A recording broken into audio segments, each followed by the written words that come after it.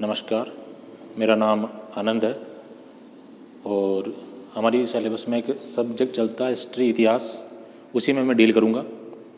हम बात करते हैं इतिहास की। इतिहास कहते किसे हैं? हिस्ट्री का अर्थ क्या होता है? देखो, इतिहास भूतकाल में जितनी भी घटनाएं घटित हुई हो उन सारी घटनाओं को अपन क्या बोलते हैं? इतिहास। तो क्या जितनी भी घटनाएं घटित हुई हो भूतकाल में वो सारी की सारी इतिहास कहलाएगी? नहीं। भूतकाल में घटित वो घटनाएं जिनका कोई न कोई स्रोत विद्यमान हो, चाहे लिखित हो चाहे उसका अवशेष विद्यमान हो, उसी घटना को अपन क्या बोलेंगे? इतिहास या हिस्ट्री। पास्ट में घटित कोई भी घटना जिसका सोर्स विद्यमान हो उसको अपन क्या बोलेंगे? हिस्ट्री। हिस्ट्री शब्द बना है हिस्टोरिया से। एक यूनानी शब्द है, यूनानी शब्द हिस्टोरिया। इस हिस्टोरिया से डराइव होकर क्या बना है? हिस्ट्री। हिस्टोरिया का अर्थ होता है, इसका अर्थ होता है, हिस्टोरिया का शाब्दिक अर्थ होता है, यूनानी शब्द है हिस्टोरिया, इसका शाब्दिक अर्थ होता है सूचनाएं एकत्रित करना। किसी छानबीन के द्वारा जो सूचनाएं एकत्रित की गई हो, छानबीन करके खोज करके जो सूचनाएं इकट्ठी की गई हो, उन सूचनाओं को नाम दिया गया हिस्टोरिया। और इसी हिस्टोरिया से बाद में शब्द बना हिस्ट्री। इस हिस्टोरिया का सबसे पहले प्रयोग किया था हेरोडोटस ने।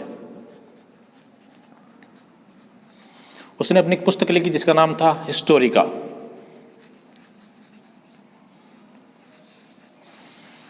इसमें उसने कुछ सूचनाएं लिखी, छानबीन करके कुछ सूचनाओं का विवरण किया, विवरण लिखा हिस्टोरिका में। इसीलिए हेरोडोटस को क्या कहा गया? इतिहास का जनक कहा गया, फादर कहा गया, फादर ऑफ हिस्ट्री।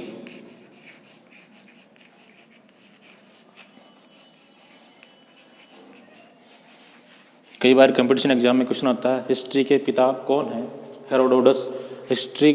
हेरोडोटस की पुस्तक का नाम क्या है? हिस्टोरिका। हिस्टोरिका जो शब्द है वो कैसा शब्द है? यूनानी शब्द है। हिस्ट्री किससे डराइव होकर बना है? हिस्टोरिया से डराइव होकर क्या बना है? हिस्ट्री। अब इस हिस्ट्री को हम जानने कैसे, इसकी जांच कैसे करें? इसके दो तरीके हैं। अपन भारतीय इतिहास के बारे में बात कर लेते हैं, विश्व के बारे में बात नहीं करते। जो हिस्ट्री है, इसको जानने के दो स्रोत है या दो तरीके हैं। दो तरीकों से हम जान सकते हैं। दो तरीके हैं। एक तो जाएगा तरीके या स्रोत है, दो स्रोत है इसके। एक तो साहित्यिक स्रोत और एक हो जाएगा आपके पास में पुरातात्विक स्रोत।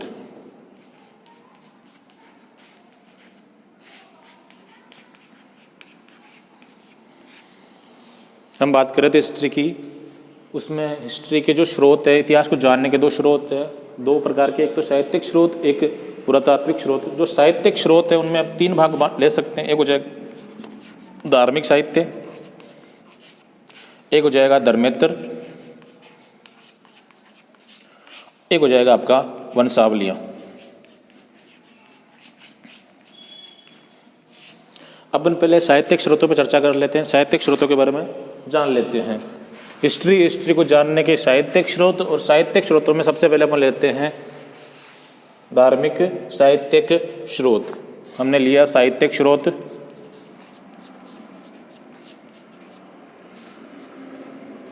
साहित्यिक स्रोत को हमने तीन भागों में बांट दिया: धार्मिक साहित्य, धर्मेतर साहित्य और वंशावलियां।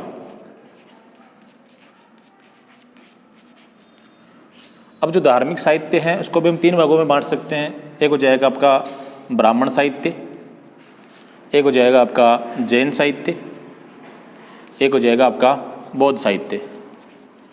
भारतीय इतिहास में ब्राह्मण साहित्य, जैन साहित्य और बौद्ध साहित्य तीनों का बहुत ज़्यादा योगदान रहा है। धर्मेतर में हम उन साहित्य ग्रंथों को शामिल करते हैं जो धर्म के अलावा है।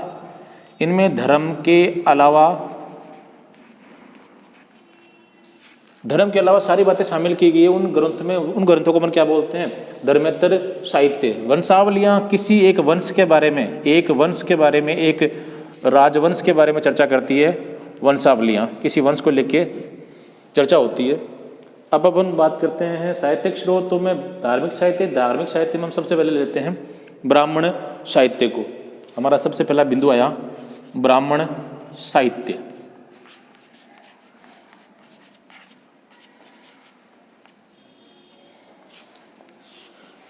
ब्राह्मण साहित्य सबसे बड़ा साहित्य, सबसे प्राचीन साहित्य हम मान सकते हैं। ब्राह्मण साहित्य को हम बांटते हैं वेदों में, और वेदों की संख्या कितनी है? वेदों की संख्या 4। कौन कौन से वेद? सबसे प्राचीन वेद ऋग्वेद, सामवेद, यजुर्वेद, अथर्ववेद,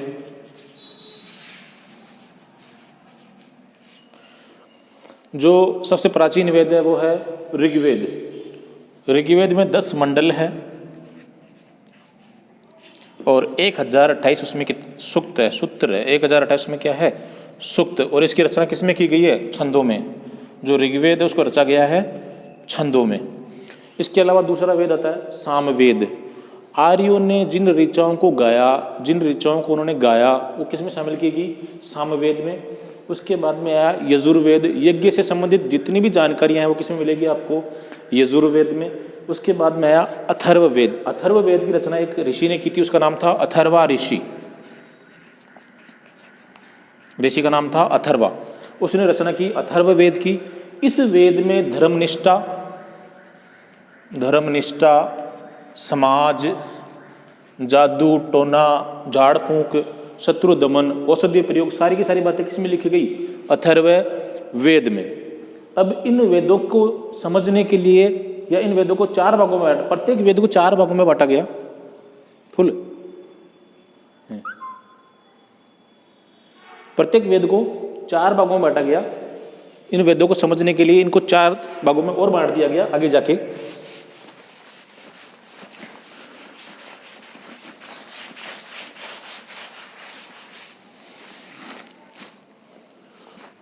पहला भाग, वेदों का 4 भाग था। पहला भाग रखा गया संहिता, दूसरा रखा गया ब्राह्मण, तीसरा रखा गया उपनिषद, एक रखा गया आरण्यक।